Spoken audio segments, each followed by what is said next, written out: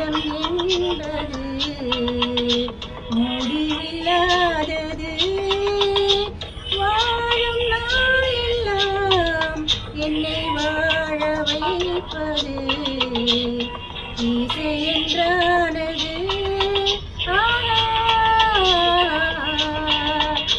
எண்ணத்தின் தாகத்தின் மின்ஸ்வரங்கள் என்னுள்ள மௌனத்தின் சங்கமங்கள் இணைந்தோடுது இசை